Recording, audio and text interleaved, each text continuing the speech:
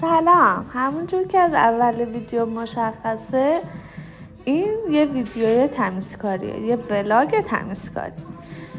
امروز قراره که این اتاقو اساسی تمیز کنم. ولی یه نکته ای هست، الان که دارم این صدا رو براتون ضبط میکنم از دل درد و کمر درد و درد پریودی دارم روی تخت به خودم میپیچم.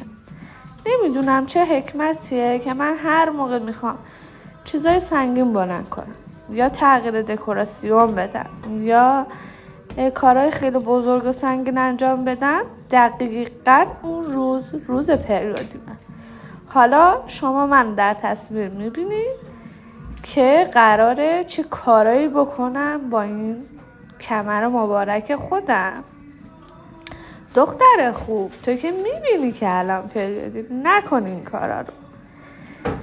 همونجوری که میبینین من میخوام یه تغییر خیلی کوچولو بدم، تنوع بشه دیگه. آخه میدونین 1 ماه گذشته و من کار سنگین نکردم. باید دقیقا تو همین روز کار سنگین انجام بدم. وسایل دور اطراف هر کدومی میذارم یه وری، هر وری شد فقط جمع بشه.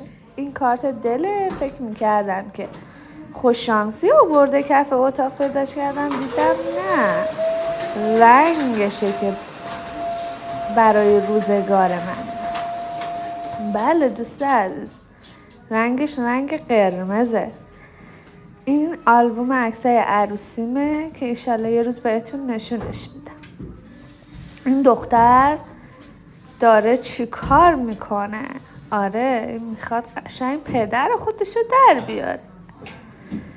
آره دیگه جا به جا شد. میخوام اینو بذارم اینجا، آینه‌شم بذارم کنارش. حالا ببینیم میشه یا نمیشه، خوشگل میشه یا نه. شما هم به هم نظر بدید که خوب میشه یا نه.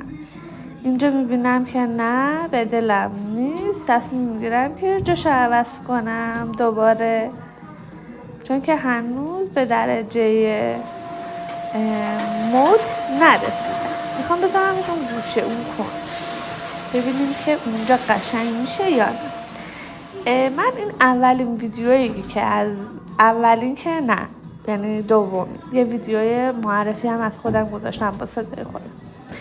این دومین ویدیوییه که با صدای خودم دارم میذارم و یه چیزی که بهتون میخوام بگم، اون ویدیوی اولی رو فقط 11 نفر دیدن و امیدوارم که اینو حداقل بازدید زیادی بخوره، چون واقعا خیلی تلاش کردم.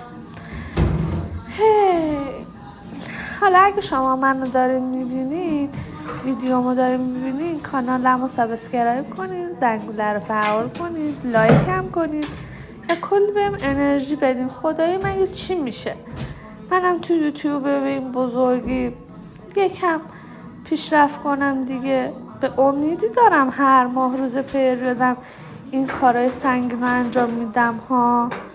یه وقت گناهی میافته گردنتون. بله، حالا اینجا رو میخوام مرتب کنم. این میز تلویزیون سفیده رو میخوام بذارم جایی که قبلا این کمد بوده. اگه بریم ویدیوهای تمیزکاری قبلیمو ببینید میفهمید که اون میز آرایشی کجا بوده و الان قراره میز تلویزیون کجا باشه. هرچند که اگه تا آخر این ویدیو همراه هم باشید میفهمید بالاخره که این میز آرایشی کجا بوده و میز تلویزیون قراره بره کجا. چقدر تو هم شد. بچه ها به هم انگیزه بدین دیگه، چون که بیرون از این اتاق فاجعه است. اگه به هم انگیزه بدین و خیلی دیگه انرژی بگیرم، بیرونم براتون ولاگ میگیرم. بله، انگیزه تمیزکاری. حالا چرا دارم این خونه رو اینجوری تمیز میکنم؟ برای اینکه من قرار بود از این خونه برم، ولی دیروز به همون خبر دیدم که میتونیم یه سال دیگه این خونه باشیم. برای همین این خونه رو هم خیلی دوست دارم. خواستم همچین حس حال خونه های نو رو بگیره. برای همین تصمیم گرفتم یه تمیزکاری اساسی بکنم. اساسی ها. حالا نمیدونم از نظر خودم این اساسی هست یا نیست. هست؟ به نظرتون هست؟ اگه هست به هم بگید، کامنت بذارین برا، کامنت بذارین هست یا نیست، که من ببینم هست یا نیست. دیگه تکلیفم مشخص میشه. بله، حالا من صدام یکم خوب هست. صدا یعنی مثلا خیلی اینجوری چیز نیست، بیحال نیست. شما صدامو بشنوید حاضر میشید تا آخر ببینین ویدیو رو، تو خدا به هم بگید. یعنی نه که براتون یه موزیک چیزی میذاشتم، حداقل میذاشتم صدای اصلی خود ویدیو باشه، یه وقتی چیز نشه، یه وقت زشت نباشه. حالا اون گله رو دیوار هست اونجا، اون گوشه، نمیدونم چرا از وقتی آوردمش اونجا انگار برگاش خیلی کوچولو شده، با اینکه نور خوبی هم داره ها. نمیدونم، حالا شاید اون نوری که از اون سمت خونه میاد نور مناسبی نباشه. حالا گفتم یکم جاشو عوض کنم که شاید چیز باشه. بازم دیدین عکسای عروسیمو چقدر بنده خدا هی عکساشو نشون میده. آره خیلی خوب، خوش گذشت. امیدوارم که خسته نشده باشین. این خونه قشنگ منه، میبینین که چقدر تمیز شده و برنامه